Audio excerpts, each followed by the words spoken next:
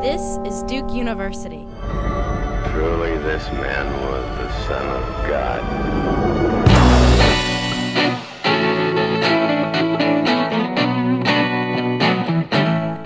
Hi everyone, welcome to Duke devilTech, the show about technology in and around Duke University. Joining us today is Mark Goodacre, professor in the Department of Religion, specializing in New Testament and Christian origins. His iTunes podcast, NT Pod, is usually in the top 10 of all Duke podcasts, and he's here today to talk about the origins of that podcast, as well as some exciting new projects that are in the works. Welcome, Mark. Thanks, Steve. Thanks for joining us. Great fun. So tell us, how did you first get the idea of this, the NT Pod is the proper name? Well, I listen to podcasts a lot. I've got a longish commute, but like you have too, and so I need a decent, I need stuff to listen to. So I'm a big consumer of podcasts, and I think almost everybody that podcasts is somebody who is a consumer of them. So I was driving along one day, and I thought, I could do this. I could have a go at this. It can't be that difficult, can it? And so I just started experimenting with my classes I was teaching at the time, just tried little things. At first I tried doing it in 2 minutes, because I have a friend who has a 2-minute podcast called the 2-Minute Time Lord, and I thought maybe I could do 2 minutes on the New Testament, but that was too tight. It was really difficult. So I tried expanding it out to sort of 10-15 minutes, and I found that that worked as a format. It was just enough to be able to do something of substance, but at the same time doesn't get long and ponderous, because you don't really want to listen to a professor yabbering on for an hour or so. 10 minutes, 15 minutes tops is about right. So I just experimented, and find like any of these things, as time went on, it kind of got a bit better. I mean, I would never go back and listen to the first few episodes. It would be so embarrassing. I don't think I could bear it, and I would probably want to, destroy them somehow. But as time's gone on, I think I've got better at it. You kind of, it's almost like you create your own little way of doing things, your own little subgenre almost, and then you sort of think, yeah, okay, I think I've worked out how it works, and I do think it gets a bit better. And do you do these weekly, every week? My initial intention when I started it, 5 years ago, was to do it weekly, but that's never really happened. So it's an occasional podcast, really. When we had the real problems with the snow earlier this year, I was doing it about twice a week, because we had about 3 or 4 classes cancelled. And I thought, well, this is becoming really difficult to rearrange. I thought, hey, I'll just podcast to the class, but release them as normal episodes. So I called those my snowcasts, nice. For a while.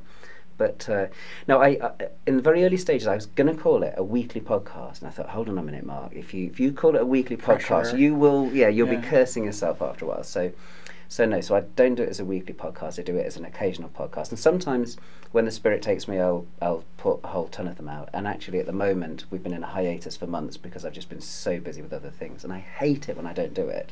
I walk around thinking, I want to find time, but so that's the idea. Well, you're still in the top 10 last month, so that's great. A good thing. Well, that's good news. Yeah. And do you write them out as a script, or do you give yourself notes and just kind of riff on the subjects? How do you produce them? Well, I absolutely don't do a script, because if I'm going to do that, I might as well just write them and publish them on my blog or something.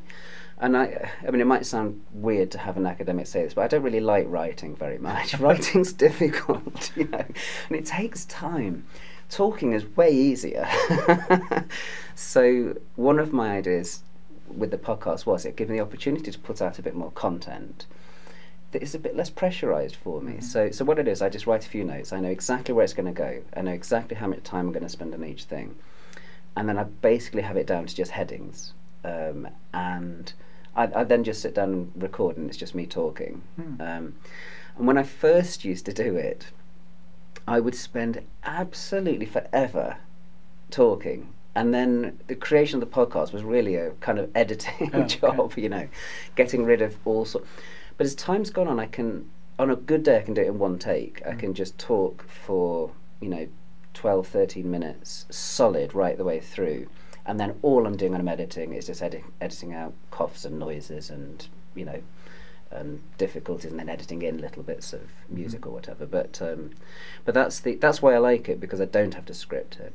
And there's been a couple of people will get in touch and they'll say, hey, can we have a transcript of it? And I go, no, of course not. That's not the media. If you want to read stuff I write, I do write stuff as well, and I've got a blog with thousands of blog posts on it. But no, this is for listening to, And so what kind of equipment do you have? You do this in your home? Yeah, I basically do it at home, and it's very, very simple. I think like a lot of, I mean, I don't claim any great thing for it. I mean, it's just me sitting at home with the door closed, the air conditioning switched off, and ask everyone in the house not to make too many loud, claps and bangs and things. And I just sit down with a microphone. It's a Yetti microphone, and I record, for a little bit on Audacity, and then I use the same equipment to edit it and upload it. So it's, I mean, what a lot of people probably don't realise, it's a very straightforward procedure these days. I mean, it's not like it would have been, even 10 years ago to produce a podcast. It's very straightforward, really. And I think your key was you have to do it, and you do get better after you do it, and it becomes more natural. But starting out, you kind of have to push yourself through that initial... You sort of get a feel for your audience as well, because the lovely thing about podcasting to a broad audience is that you just have random people get in touch with you. Like, one guy that got in touch with me is a van driver out in Texas, and he just says he's not particularly interested in the Bible or anything like that, but he just started listening to this podcast. And so you get feedback, and that gives you an idea of what your audience likes and what they don't like. And you can also see, of course, with the number of downloads, because you do have subscribers, but you get a lot of people that will randomly download particular episodes. So you can see very easily what the punters really like.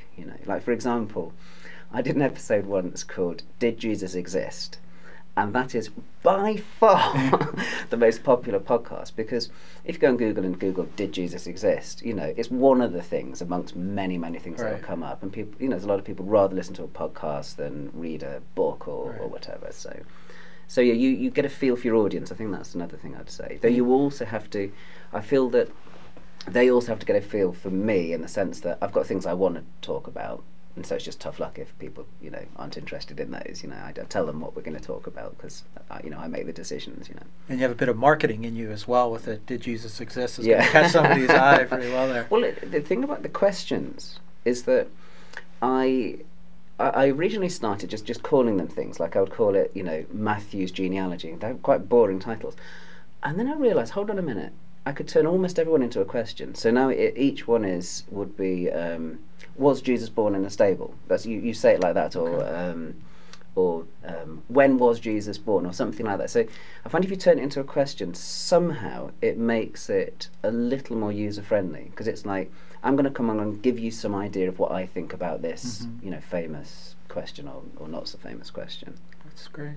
And so now you're thinking about taking that next step. We've been talking a little bit about going into video and adding imagery to what you're doing, and perhaps using with your course. Tell us about your thoughts and ideas, what you're thinking about at this point. Well, one of the things I like doing with the podcast is occasionally including little audio clips. So one year I did a whole week of it was Passion Week. So I thought, okay, we'll have an episode every day on each of the Passion narratives in the Gospel. So we did Matthew, Mark, Luke, John across the week. And then I thought, with each day of that, to make each one different, I'd include an audio clip of a little bit of a Jesus film. So my one, when we did Matthew's Passion, is we had a little bit of John Wayne as the centurion in The Greatest Story Ever Told, saying, truly this is the Son of God. And I'd open the podcast with that.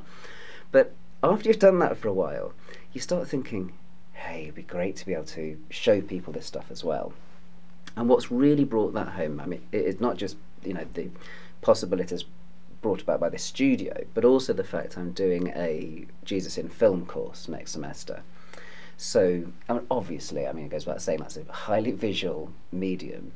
And so, although I probably will do a bit of podcasting through that course as well, it'd be lovely to be able to do one or two things which also introduce some clips, something where I can actually illustrate the point that I'm making. That'd be a very nice thing to do, rather than just have to describe it or use an audio clip.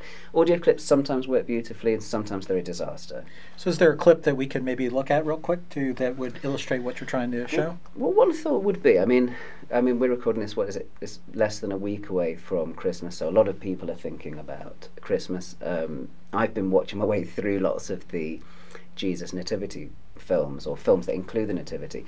One that's almost iconic is Jesus of Nazareth, which is the Franco Zeffirelli TV series, mini-series, but done on an epic scale in 1977. There's a lovely scene in that of Olivia Hussey as Mary talking to the angel Gabriel. But they don't quite know how to stage it, as they often don't with these things. So she ends up just talking, well, not talking, but just kneeling in front of a window.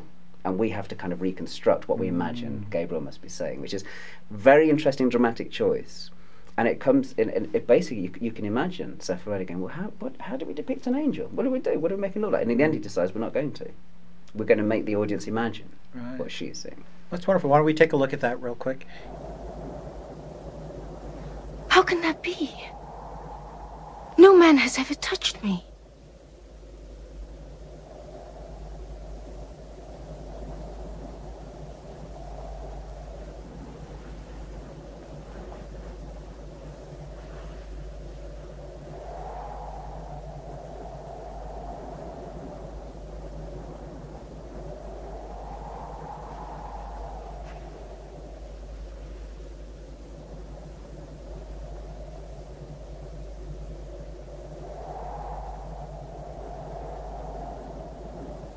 Behold, the handmaiden of the Lord. May it be done unto me according to your word.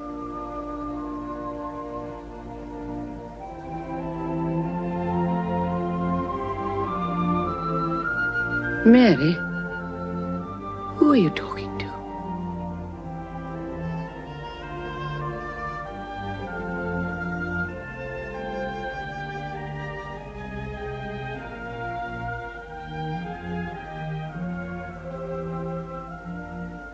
There's news of Elizabeth. My cousin Elizabeth? What news? She's going to have a son in 3 months' time. She conceived the child 6 months ago, on the 19th day of Tishri. But Elizabeth was always barren. Now she's far too old. What nonsense is this, child? Oh, but it's true. She's going to have a son. And I must go and visit her.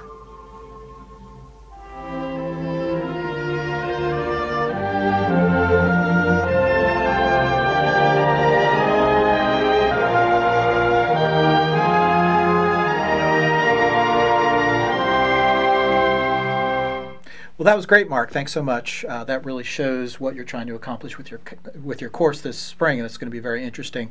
Now, that clip was used under fair use, and for those of you that are interested in using audio or video with your courses, Duke has a toolkit for copyright to help you work through all of those, and Kevin Smith is our librarian for intellectual property rights, and he's always happy to speak with you. We'll have a link in the YouTube page to get more information on that.